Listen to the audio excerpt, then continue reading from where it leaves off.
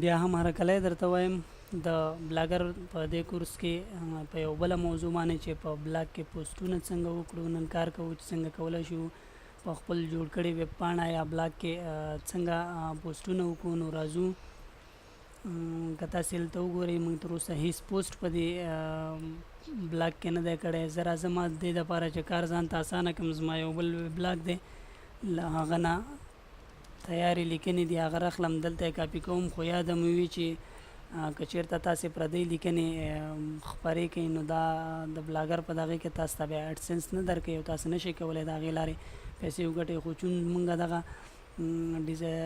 لیکنه چې ده او دغه موضوع چې ده عامه پوهاوی ده نو په دې خاطر زه د خپل پخواني بلاګ نه یوه لیکنه راخلم او هغه دلته شیر کوم. تاسې وګورئ چې مونږ څنګه خپله لیکنه شیر کوو. راځم دې ځای نه یوه لیکنه راخلم ادبي لیکنو نه څو د پښتو سره مطابقت هم ولري.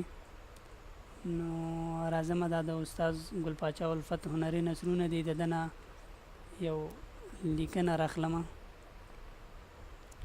دا لیکنه زه اخلم کاپي کوم یې دلته راځم په خپل دغې کې تاسې ګورئ په دې مینو کې کله چې موږ خپل بلاګر کې خپل بلاګ یې لکو نو موږ ته داسې مینو راځي. په دې کې پوسټ باندې کلیک کوو او دلته نیو پوسټ وهم. راځو خپله هره لیکنه چې موږ کړې وي هغه دلته پیسټ کوو. یا دا که تاسې غواړئ هم دلته یې ډایرکټ په ډایرکټ ولیکئ هم کولی شئ چې دلته یې ډایرکټ په ډایرکټ ولیکئ.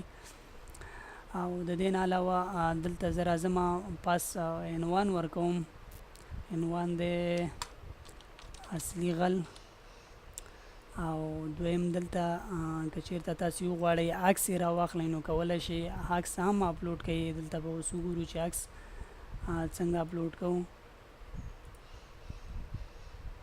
زه غواړم دغه عکس دلته اپلوډ کړم نو تاسې ګورئ دا پکچر دغه دی. تاسو کولی شئ دې ځای نه پکچر اپلوډ کړئ دې ځای نه کولی شئ ویډیو اپلوډ کړئ او همداسې ډېر نور شیان دي په دې ځای کې چې تاسو کولی شئ کار ترې وکړئ او استفاده ترې واخلئ لینک ورکړئ.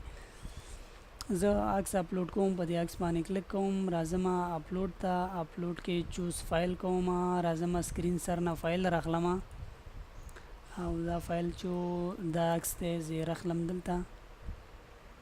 کله چې عکس دلته اپلوډ شو د هغه نه وروسته موږ په دې عکس باندې کلیک کوو او راځو اډ سلیکټ وهو. په اډ سلیکټ نه وروسته تاسې ګورئ دلته تاسې کولی شئ د عکس سایز غټو وړوکی هم کوئ. نو په هره اندازه چې ستاسې په کار وي په هر ځای کې په کار وي دلته کولی شئ لیبل یې ورکوئ. یعنې د لیبلو معنا دا دی چې کله په ګوګل کې سرچ کیږي یا ستاسې په همدې ویب بلاګ کې کله څوک سرچ کوي نو که چېرته په دغې باندې کلیک وکړي نو ټولې دغه لیکنې چې په همدې لیبلو باندې شیر شوي وي هغه ورته یو ځای راځي. مثال زه درته ورکوم هنري نثرونه. بل لیبل ورته ورکوم د استاد ګل پاچا الفت هنري نثرونه. بل لیبل ورته ورکوم ادبي لیکنې. لیبل معنا د نښه. تاسې کولی شئ چې مختلف لیبل یې دا ورکړئ. کله که ګوګل کې څوک بیا په دغو نومونو باندې سرچ ورکوي نو د دې سره ستاسې دغه پوسټ چې دی هم هغوی ته په مخه راځي.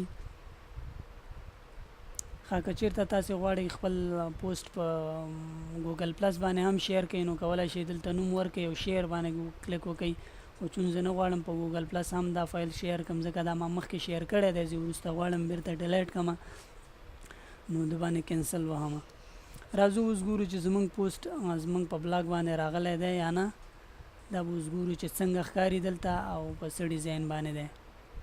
دا ګورئ درنو دوستانو دا زموږ هغه پوسټ چې موږ اوس وکړه نو دا چې وروسته به موږ په دې باندې کار وکړو چې څنګه کولی شو دغه لیکل د ښي طرف ته کړو.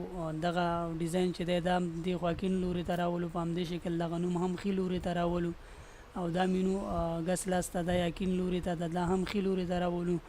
نو دا وروستۍ خبرې دي په دې باندې به موږ په مسلسله توګه باندې باز کوو تر هغې چې له یوې بلې خپرونې سره ستاسې په درانه حضور کې حاضرېږم. له تاسې نه اجازه غواړم. د خدای په امان.